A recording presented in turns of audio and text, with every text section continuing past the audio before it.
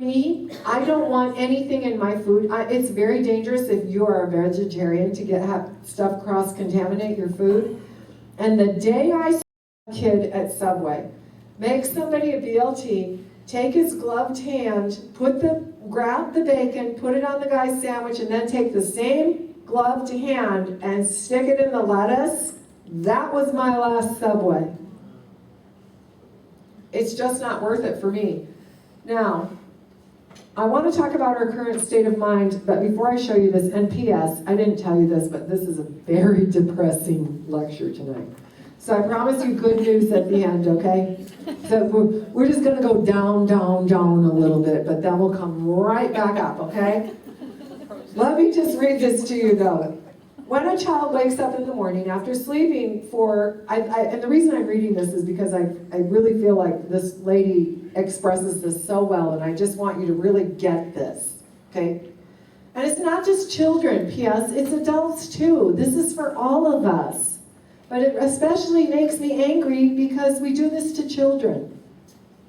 When a child wakes up in the morning after sleeping for 10 or more hours, his blood sugar is naturally low. Teddy bear in hand, he toddles into the kitchen, where Mom is fixing his favorite breakfast of cereal, toast, and orange juice. Though it is fortified with vitamins and minerals, his cereal contains over 15 grams, about 5 teaspoons of sugar per serving. His toast is covered with strawberry jam, more additional sugar, and other sweeteners. Even though orange juice is pure and may be healthy on some level, it's still a carbohydrate, and it's a pure carbohydrate. It has no fiber in it, all right? So within minutes, all of that power breakfast with all of that sugar hits his system. Such a load of blood sugar is dangerous for the brain. Although the brain is fueled by sugar, it cannot handle excessive sugars, so the pancreas leaps to the rescue, dumping insulin into the bloodstream to remove excess sugars before they burn the brain.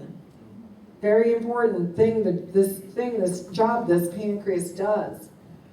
At each meal, the pancreas senses how much insulin is needed, even before digestion and absorption are complete. So an insulin reaction can happen very quickly. Now, that's unless there's fiber on board.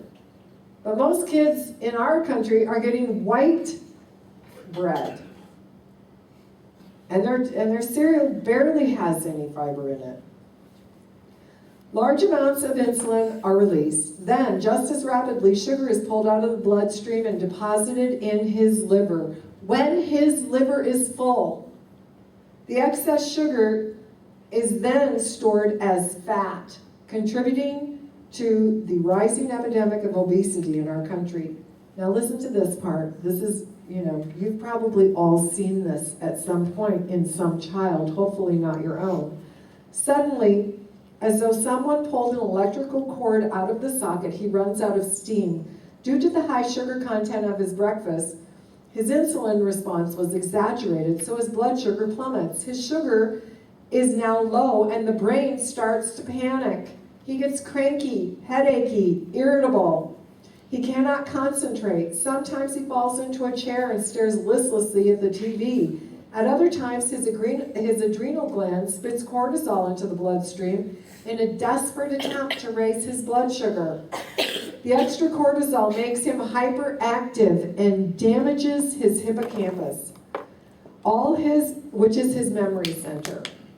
All his mother sees is hyperactivity, obstinacy, and defiance.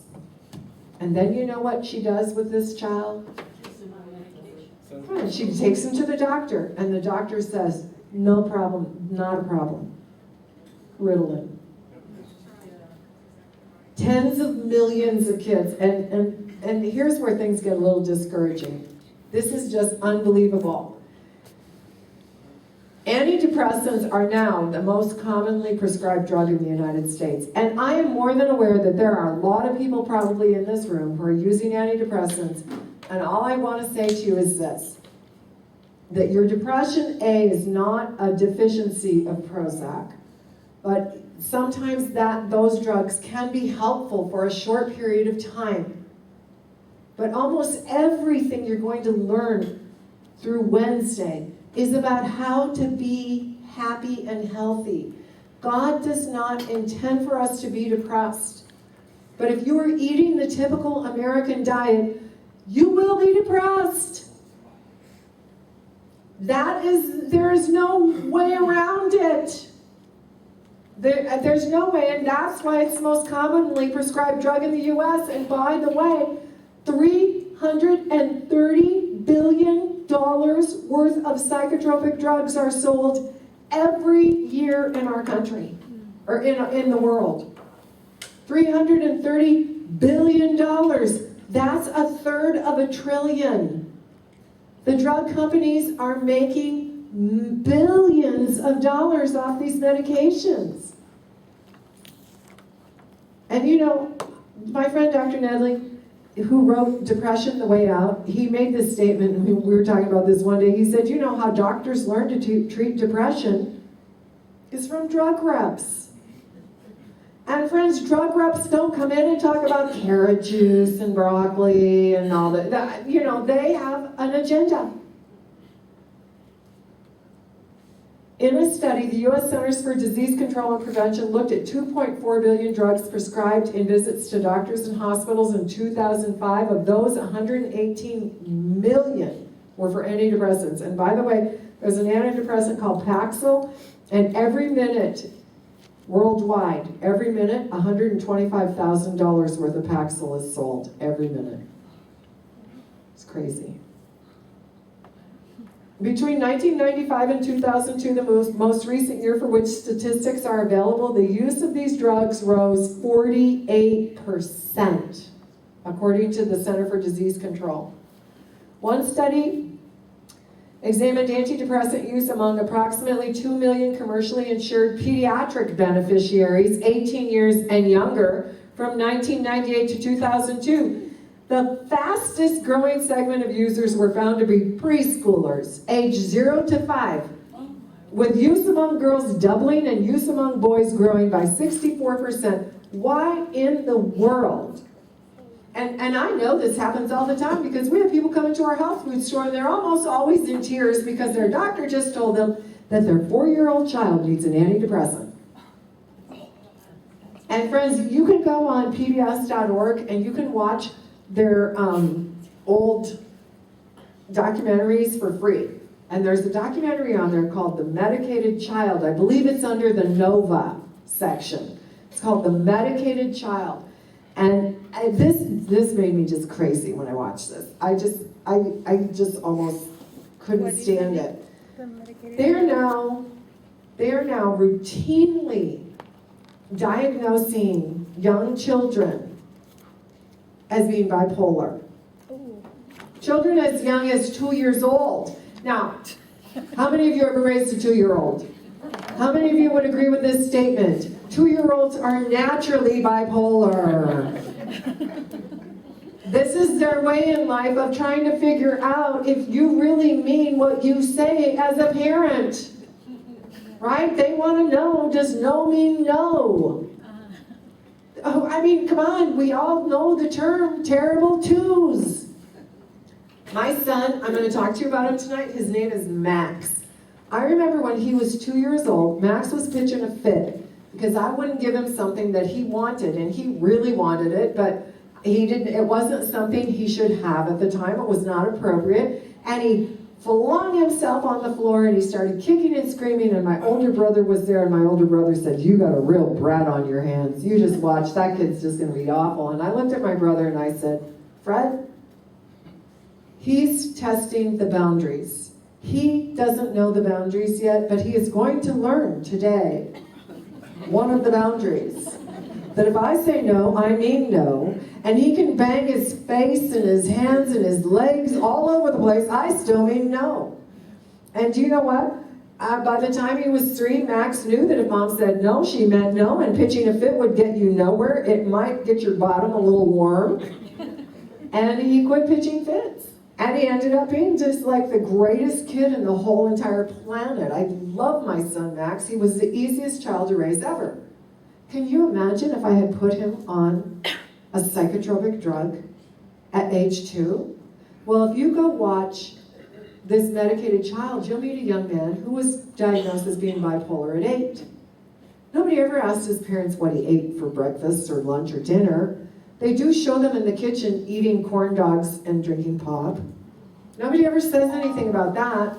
They followed the child for 10 years. He was put on very, very hardcore medications, and by the time he's 18, he has a tic like that will never go away. And he looks at the man doing the documentary and he says, all I wish is that I could get off my medication. And he's now on 8 medications. There was a young girl, there was a family of 3 children, and by the time they were 3-year-old, they were all diagnosed as being bipolar and all put on heavy-duty medications. And you can read about her story. I can't remember her name will come to me. I actually wrote an article about this for Vibrant Life magazine. Anyway, this young girl, the youngest child in the family, 2 years old, diagnosed as being bipolar, was put on heavy-duty psychotropic drugs for it. By the time she was 3.5, she had died from those drugs. And the parents could do nothing about it because it is perfectly legal for her psychiatrist to prescribe her those drugs. Now, it just infuriates me. Friends, shut the TV off, feed them broccoli and brown rice, get them outside to get some fresh air, and you will see totally different children. And video games? Do you have any idea what video games do to your child's mind? Amen. It is like they are constantly being hypnotized because of this rapid stuff that goes on. And, you know, I'm telling you, we're destroying our children. We're destroying them in this country today. Percentage increase from 1985 to 1999 in stimulant psychotropic drugs prescribed to children, that would be Ritalin. 327%. Percentage increase from 1991 to 2000 in stimulant psychotropic drugs prescribed to preschoolers between 2 and 4 years of age, 50%. The number of antidepressants prescribed annually for children under 19, 11 million. Number of children diagnosed with ADD, ADHD, and drugged in 1985 is 500,000. That number today is approximately 6 million. CHAD, which is Children and Adults with ADD, received over $700,000 in 2001 from pharmaceutical companies to promote and market their drugs. Now, I include that in there because I saw an interview with the head of CHAD, and I believe it was in Wisconsin. I can't remember for sure what state it was, but this man was working with the parents of these children and other people with diet and nutrition so they could get off their drugs. And literally he shows the letter that he received from the head of CHAD saying, if you continue to do this, you no longer have a job. CHAD exists to help parents whose kids are on pharmaceutical drugs, not to teach them about nutrition. You know, here's the funny thing. I would have been, if they had had Ritalin when I was growing up, I would have been on Ritalin because I was hyperactive. And I grew up with a credit card, I grew up with a charge account, at this store that was on between my house and the school. And you know what my siblings and I called that store? We called it the little candy store. And we had a charge account there. My dad was a doctor. We could go charge all the candy we wanted. And I was like totally a hyperactive kid. In fact, I got straight A's in elementary school. I got straight A's, but we had a thing, they called it, how many of you remember this? Deportment? Do you remember deportment? That meant how you behaved in school. I always flunked deportment. It was bad. Little candy store. Almost. It should read almost, because there's a recent school shooting that this isn't true, but almost every school shooting in the United States has involved children that are either currently using a psychotropic drug or who have been prescribed one in the past. Well, our country has the highest rate of crime of any industrialized nation, friends. We have the highest crime rate. And our child homicide rate is 5 times higher than all other countries combined. You know, it's interesting. I spent 3 weeks in London consulting for a vegetarian restaurant there that wasn't doing very well. And my daughter went with me, and we went all over London. And, you know, we went in their stores, we walked around, we took the tube, we went all over London. I never once saw anything but one Wendy's and one Kentucky Fried Chicken. Now, I know that they have, you know, the other stuff there, but you didn't see it on every street corner the way you do in the United States of America. I mean, you literally don't have to walk much more than a block to get whatever it is you want to eat. Walk another block, you can get it in, you know, a Mexican version. Walk another block, you can get it fried. Walk another block, you can see the Golden Arches. Walk a little farther, you can go to Arby's. I mean, it's everywhere here. It's crazy. 40% of fourth graders in our country cannot read at a basic level. 40% of 52,000 fourth graders performed at a partially proficient or unsatisfactory level in reading and writing, while 43% were partially proficient and 22% were unsatisfactory. And 3 out of 79 elementary schools in the Denver School District had no fourth graders who could score at a proficient or advanced level in writing for their grade. And Denver has integrated schools. Study after study indicates a downward trend in our cognitive ability or our ability to reason and think in the United States. SAT scores have declined every year for 16 years and were, as of 1980, the lowest in the 50-year history of the test. More on that in just a second. By the time American kids reach the 12th grade, only Lithuania, Cyprus, and South Africa fare worse out of testing scores. I was doing this in Eugene, Oregon, held this class in Eugene, Oregon. I had switched my class a little bit. I used to do this night on the third night, and I had a really large crowd, about this size or maybe even a little bigger. And the man had walked in, and I knew he hadn't been there the first 2 nights. I have no idea how he came, who he was, but he's very dignified looking. And as I'm reading this, he jumps up, turns around and looks at everybody and says, "You better listen to what she's saying because she has all the facts and they're all true." And I thought, oh, we're going to have an interesting night here, I think, with this guy. But he behaved himself the rest of the night, didn't say anything more. At the end of the class, he came up to me and he said, "Mary," he said, "I am so sorry," he said, "but I am just so impressed with your information." He said, "I know that it is all true. My name is so-and-so. I'm a retired Air Force colonel. My next promotion, I would have been a general, but I retired from the Air Force. I went back to college and got my PhD in education." He said, "and I'm a member of NATO." He said, "and you got all of the facts right but one." I said, "Really? Which one isn't correct?" And he said, "This year, Cyprus passed us by." He said, "and you just wait." He said, "in about 3 or 4 years, you're going to hear that the SAT scores are higher than they have ever been in the history of the test." He said, "It's because they're in the process of dumbing it down." And you know, interestingly enough, it was exactly 4 years later, as I was driving to my new health food store and restaurant in Ardmore, Oklahoma, that I was and listening to the news, that I heard exactly what that man said I would hear. I was watching Good Morning America one day as I was exercising, and I was reading the little things I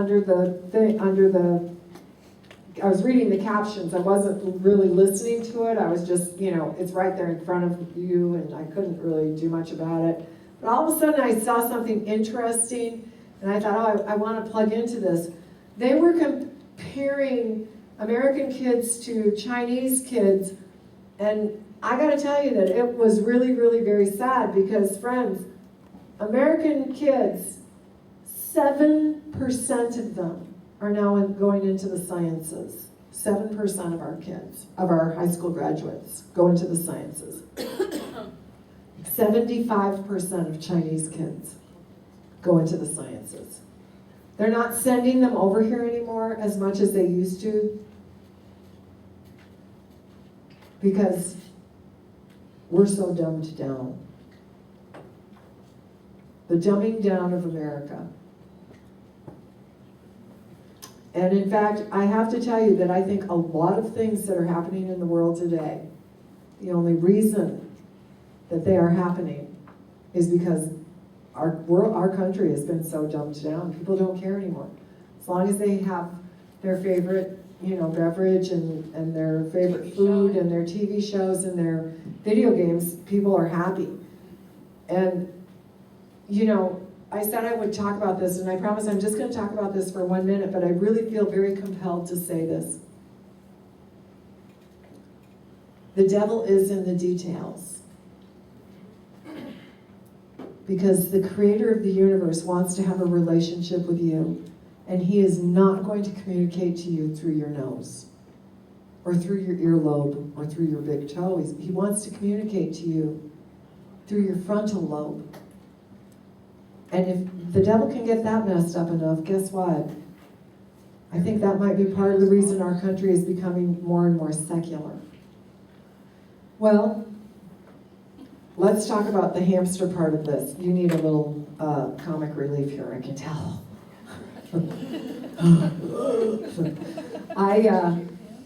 In his book, Beating the Food Giants, Paul Stitt reported on a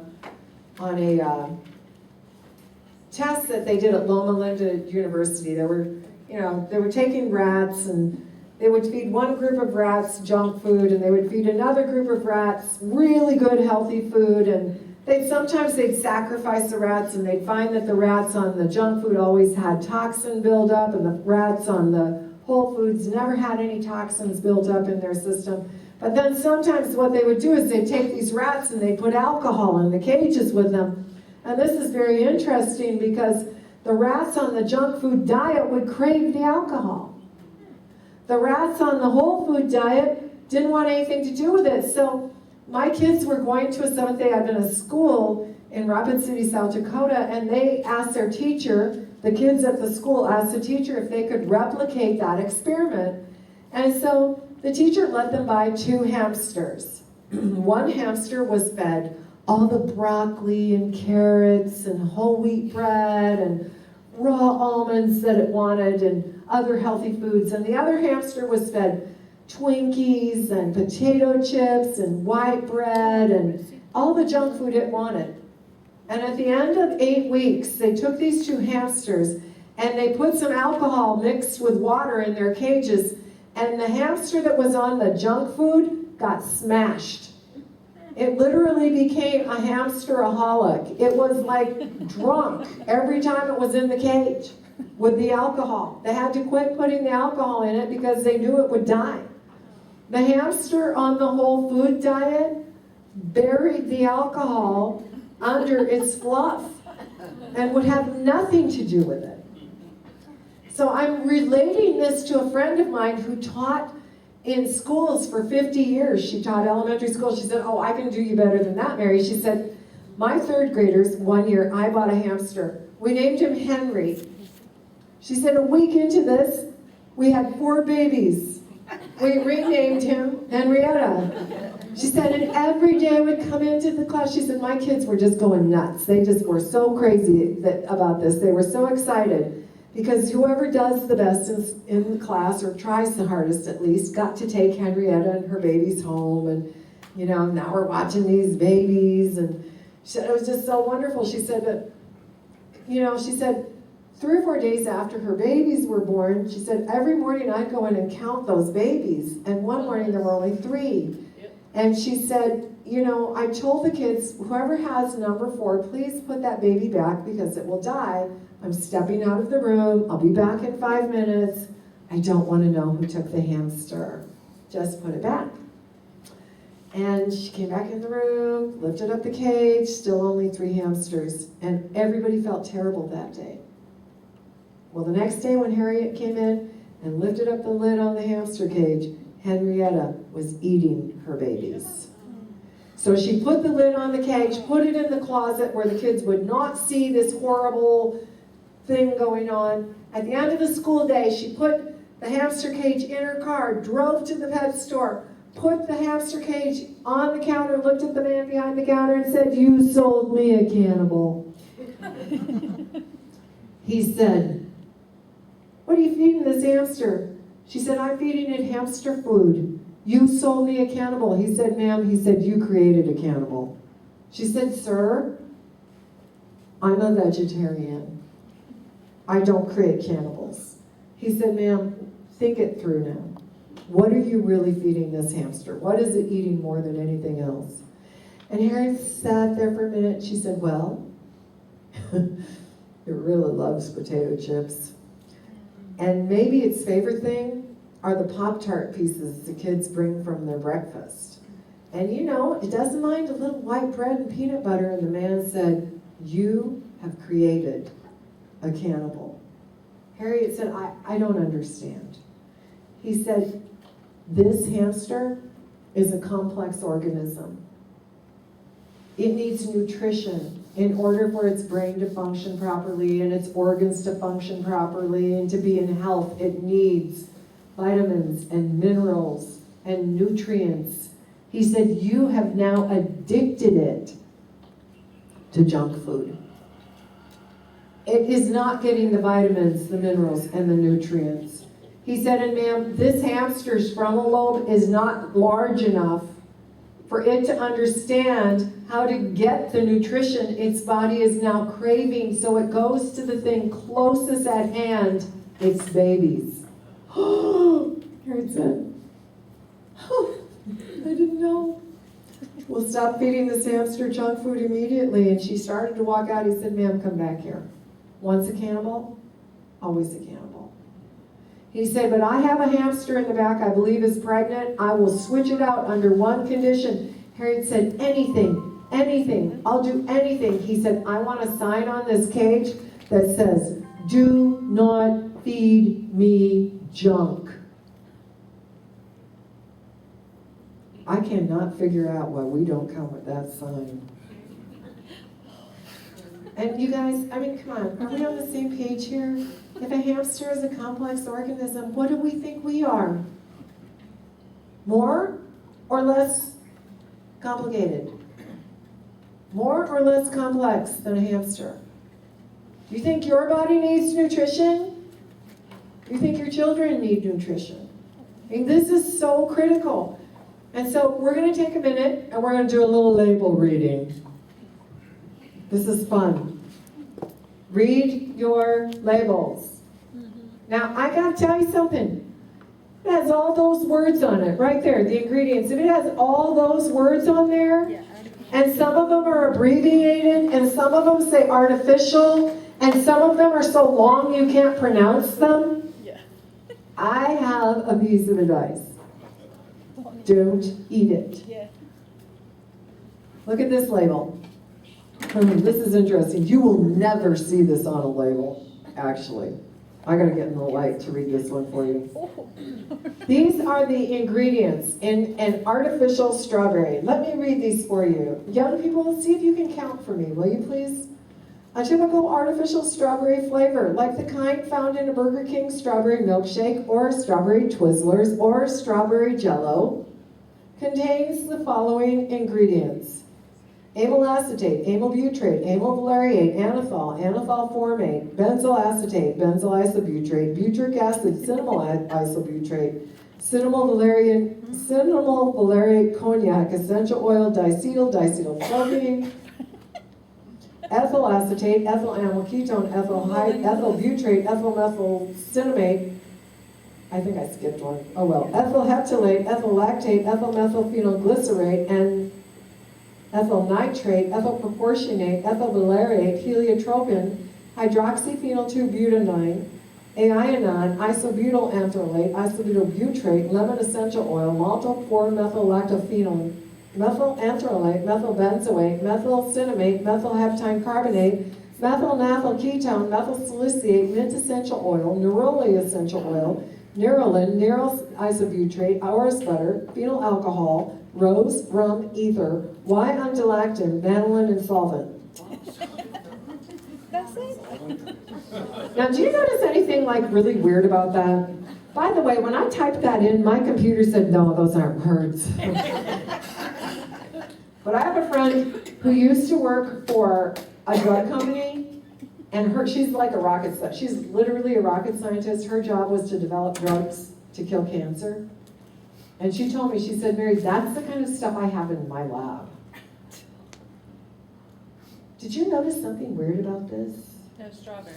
There's no strawberry. Where is the strawberry? You went to all that work to make something taste like a strawberry. Only in the name. I mean, you know, But come there's on. lemon. Does anybody think like I think? I see that list and I think to myself, I wonder if this could cause ADD, ADHD, Cancer. cancer. I was thinking, are they trying to dry clean my stomach? Yeah, this is just, to me, this is crazy. This is crazy. Well, add artificial strawberry flavor, sugar, gelatin, and artificial color. And P.S., if they didn't put the sugar in it, you wouldn't touch it with a 10-foot pole. And do you know what you have? You have what they will feed your child in the hospital if they go on a clear liquid diet. That's supposed to make them well. Really, I think what it does is give them repeat business. And if I told you what this product was, some of you wouldn't come back tomorrow. But I could document it, and if you're interested, I'll show you. Young people, if you love gummy bears, Jell-O, Twizzlers, come and see me afterwards. I'll show you what it is. It's really disgusting. Pardon me? I can't show it to you. I have a book here that tells what it is. Would you like me to tell you? Does anybody not want me to tell you? Okay, well just remember you all wanted me to tell you, okay? This is a documentation. Not that I think that they're, the end all, but this is out of Wall Street Journal. Let me see if I can find it rapidly here. It should turn right to the page because it's the most fascinating thing in the book.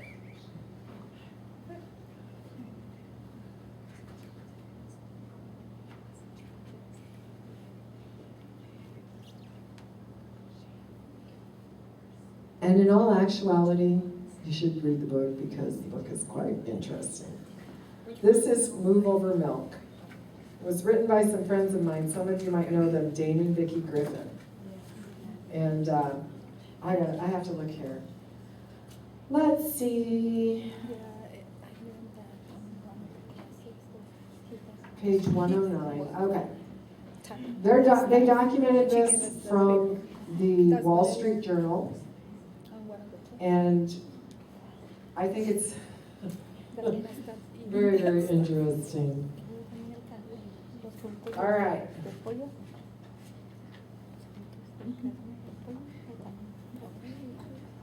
Maybe I'm not supposed to read this.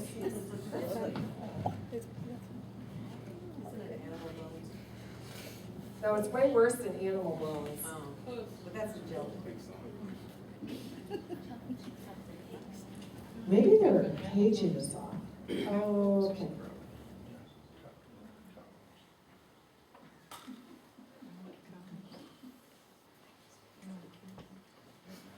Well, I'm gonna look. Here we go. I did find it. They're paging us off. I'm sorry.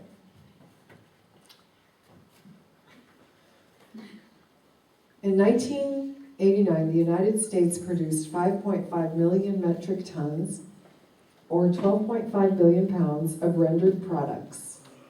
What kind of products? Rendered. dead animals and dead animal parts that have been processed and added to animal feed. In the United States, renderers pick up 100 million pounds of waste material every day.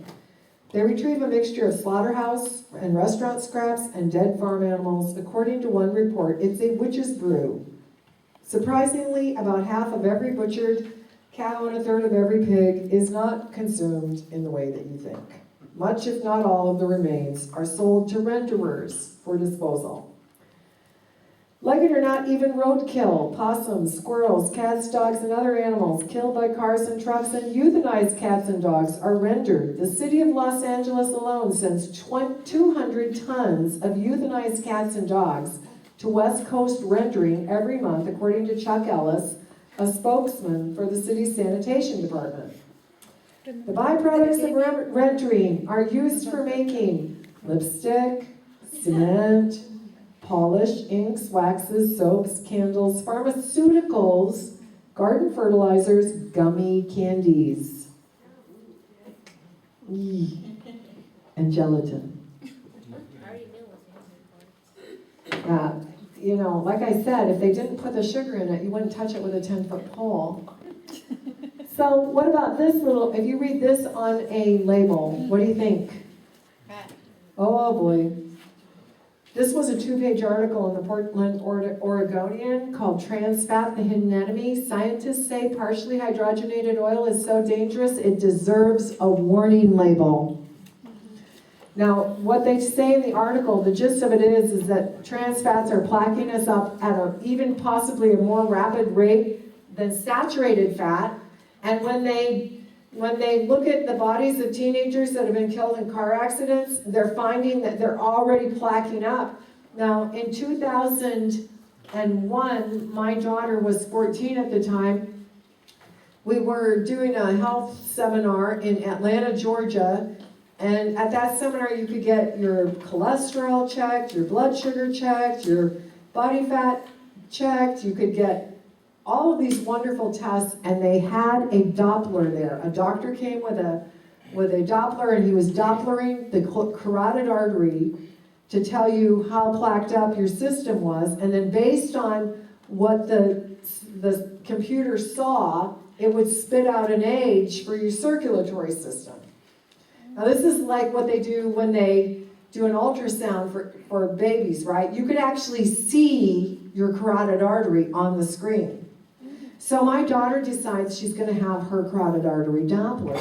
She steps up to the plate, the doctor Dopplers her artery, he says, honey, he said, you get the gold star. You have the cleanest artery I have ever seen in my entire life. I know how you eat.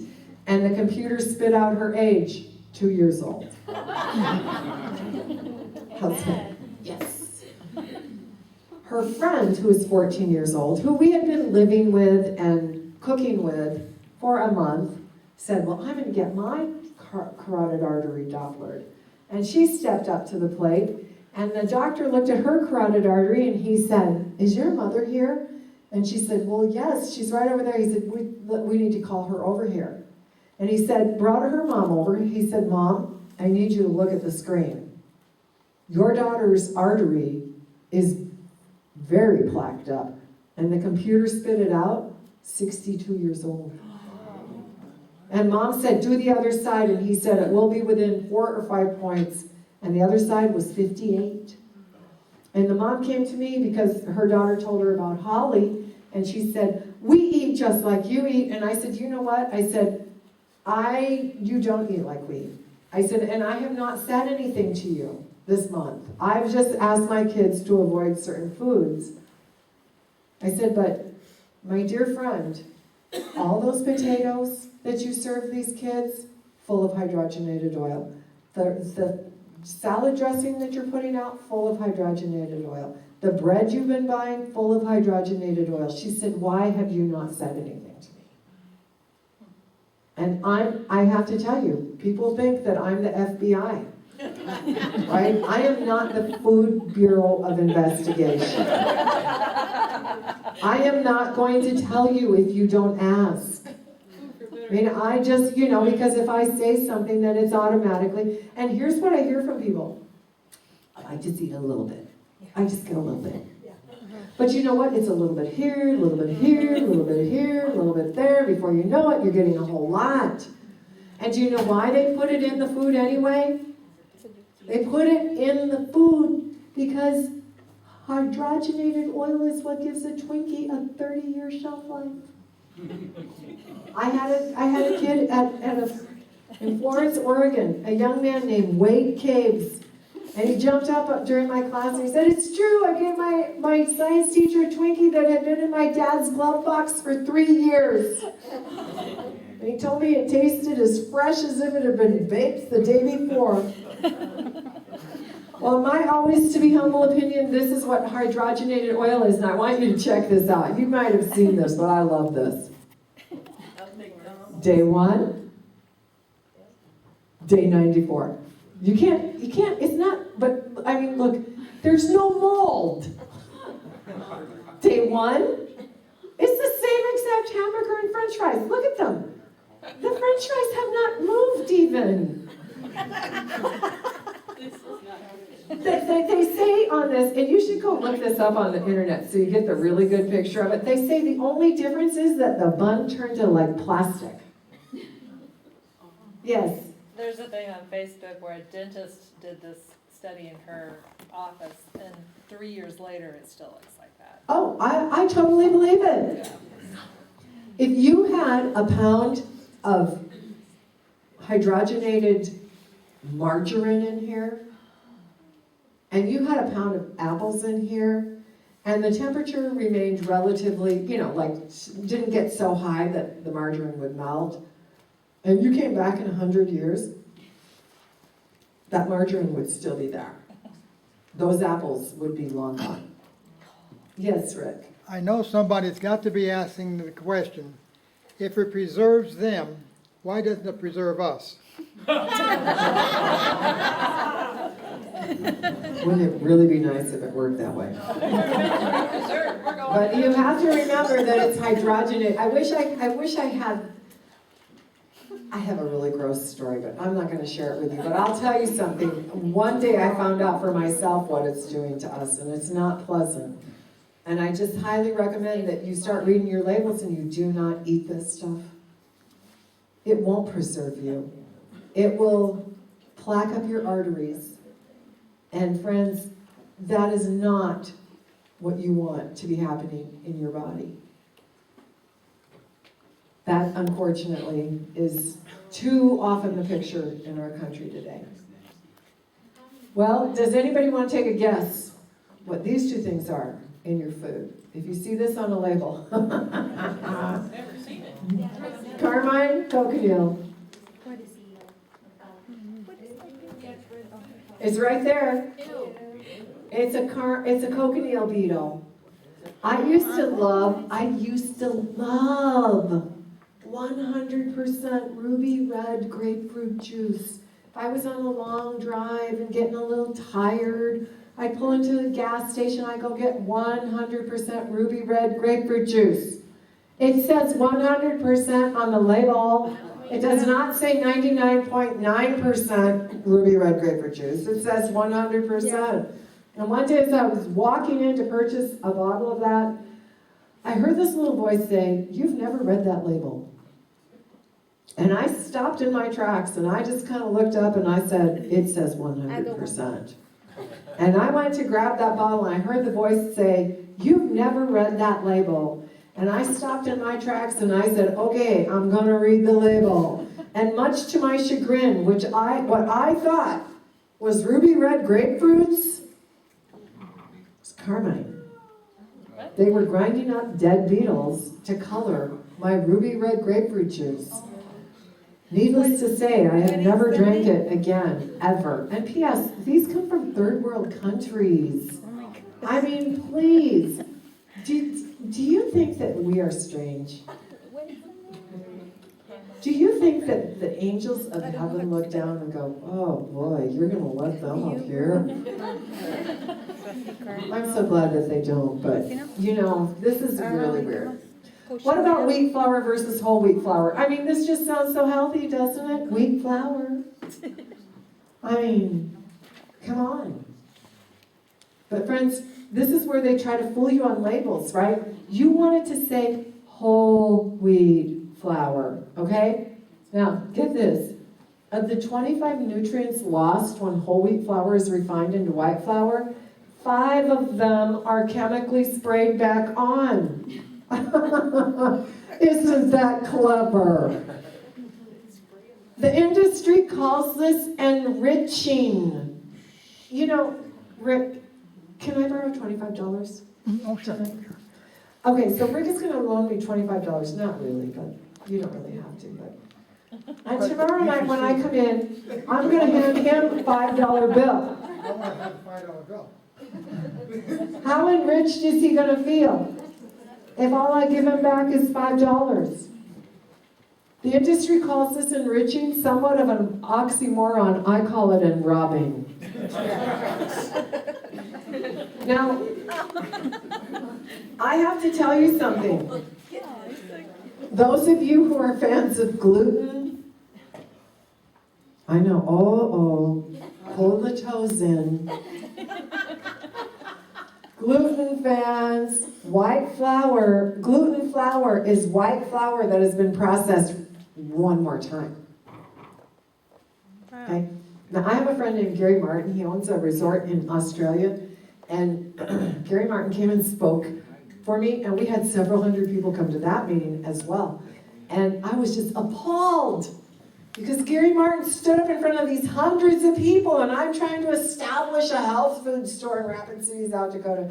He stands up there and he says, white flour is so nutritionless that it actually has more nutrition when it comes out than it did when it went in. I'm standing there thinking to myself, great. I am going to have so much integrity after this meeting. And I went up to Gary at the end of the night and I said, Gary, why do you have to say stuff like that? Why do you have to tell people that white flour is more nutritious when it comes out than when it went in? You don't know that. He said, well, Mary, it's got so little nutrition, it acts like a magnet and it sucks the nutrition out of the body. And I said, Gary, nobody has anything to worry about. And he looked at me and he said, well, what do you mean? And I said, because it never comes out. I mean, come on, you guys. Anybody here old enough to remember what the very best glue in the whole world is? White flour and water. And if it's glue on the outside, what do you think it is in your body? Ooh. Yes, thank you very much. I think that might be the reason we have a few crabby guys. It's all that white flour. Here's the percentage. Now, I'm going to give you a handout of this. So you don't have to write this down. But when they take these nutrients, here's what's lost. 1/4 of the protein, almost all of the fiber, over half of the calcium,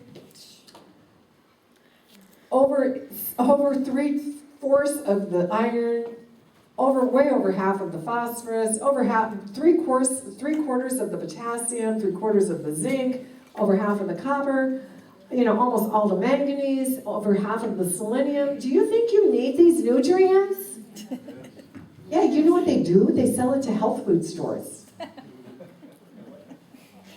I mean, my point is this. If you really want to feel good, you better think about not eating this stuff. And friends, a whole wheat flour, they make it now, they make a whole wheat flour that is milled out of, and it's a whole flour still, but it's out of a golden wheat berry. And to me, there's no difference between it and white. Of course, now I say that having not used white in a long time. But, if you're going to use white, add some flax. Or add, don't use all white. At least start using, well, I do more than half of the whole wheat, actually, but unless you're going to add flax, but at least put some fiber back into it. This is really a crime, and I just encourage you, this is like label reading 101. It's very simple for me, okay? It's very simple. I started reading labels because my 2-year-old child was extremely hyperactive, and he would have probably been given Ritalin. In fact, he tells me all the time, thank you for not doing that. Thank you for going the other route, right? But what I discovered after I started reading labels was that there were basically two areas of the grocery store that I could go to. The produce department and the paper department. And the more I went to the produce department, the more we needed to go into the paper department. You know what I mean? And I just encourage you to eat your food without a label. Right? They don't have to put a label around the broccoli that says broccoli. Right? I mean, because you already know it's broccoli and corn and apples and bananas. Eat your food without a label. If it has a label on it, read the label so you know that what you're eating is actually food. Organic is always best, but if you can't get organic, at least get good conventionally grown food. Okay? Now here's the good news. I promise you good news. This is really actually great news.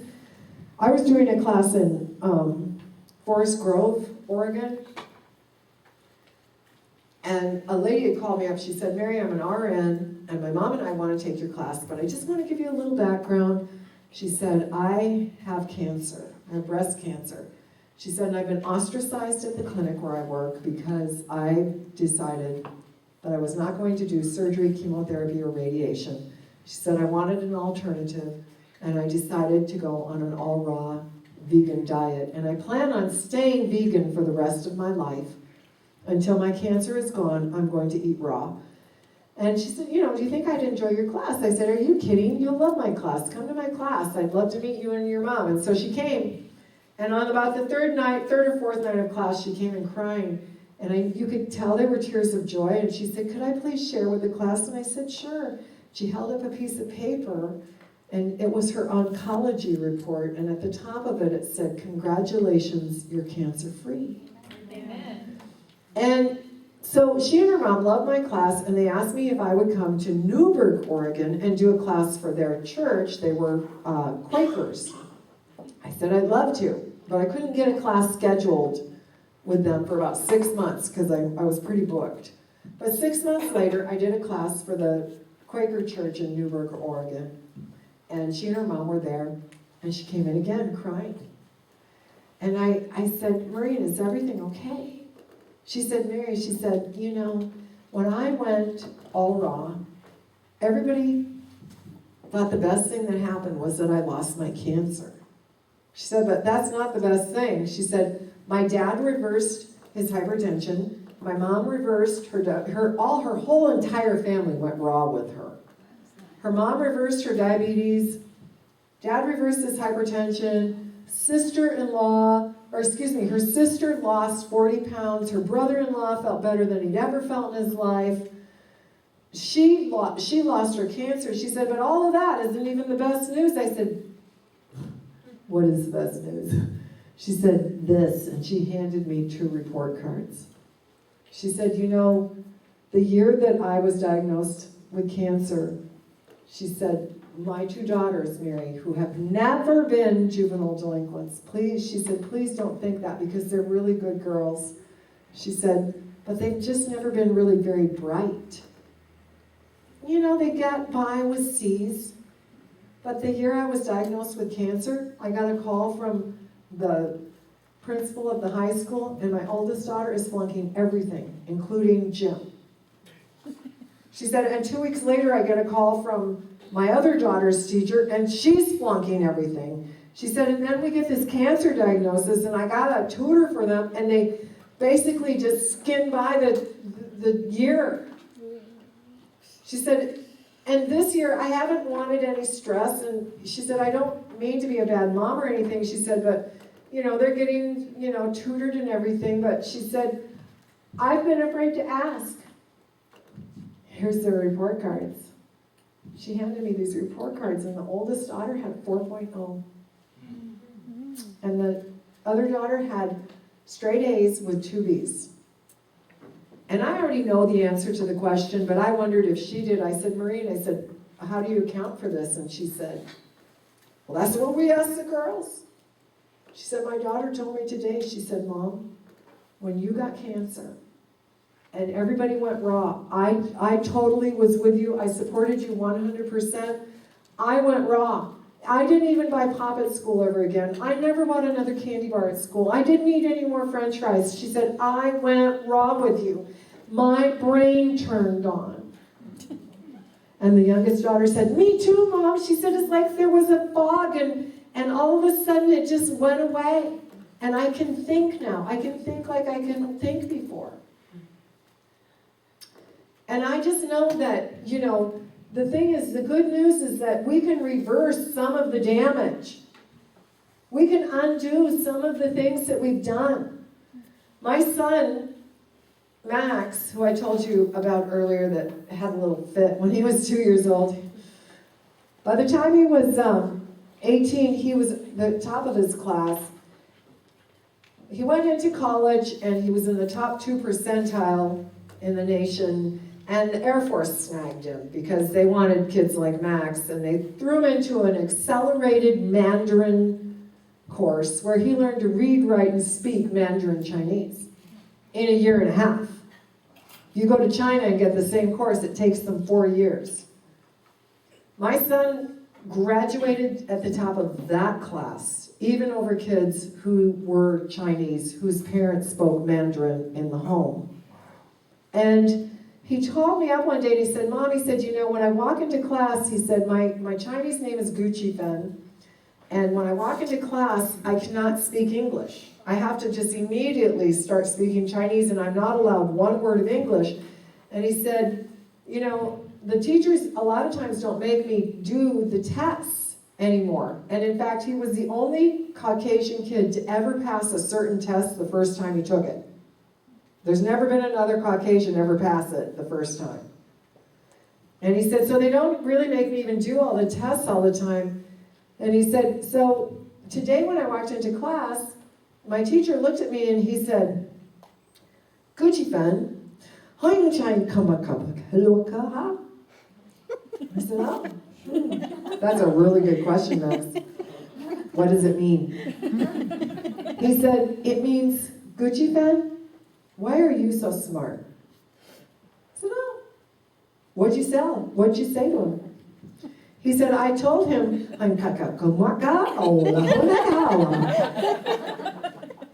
said, really good answer, Max. I like that. What does it mean? He says, it means because my mother fed me well. And I'm just calling you today, Okay. Mom, because I just want you to know how much I appreciate the trouble you took to make sure that we ate well. He said, because I know that it's made a significant difference in my life. And rarely does Mother's Day go by or a birthday go by that one of my kids doesn't say, thank you for caring enough to feed us well. And in fact, you got my cookbook, and you can read Growing Up Vegan, all that they said about that in the book, because, sometimes they were given a hard time about that, but they always recognized that they weren't missing out on anything except cavities, broken bones, upper respiratory infections, etc., etc., etc. And they recognized that it gave them an edge in life that they wouldn't have had otherwise. So I just want to encourage you tonight that there is really good news. It's really, really good news. And it's not just for the kids, it's for us too. We can feel better. We can have more energy. We can think more clearly. And we can improve our lives, but we certainly can improve the lives of our children. Tomorrow night, we're going to have breakfast. Woohoo! You're going to love breakfast. We're going to have some really good pancakes and some really good cereal, and it'll just be, you'll love it. You'll love breakfast. And we will talk tomorrow night about 5 roads to good health. I think you'll find it very, very interesting, and I hope you'll all come back hungry, and I can't wait to see you. Thank you so much. Thank you. Amen. Amen. Amen. He's going to play pleasure to have you here tonight. I know we had a few people come in late. If you have not paid for your kids or for yourself, Nancy's at the back desk, back table there. And again, I just want to remind you, tomorrow night when you come, you can just come in on this back door and have a good night. Let's close with a prayer as we all go home. Father in heaven, we thank you so much for this presentation tonight. And I pray that we will all make the choice to eat better. Amen. And as each of us travel home, we ask for your traveling mercies tonight. In your name, amen. Amen. Handout. Oh, handouts?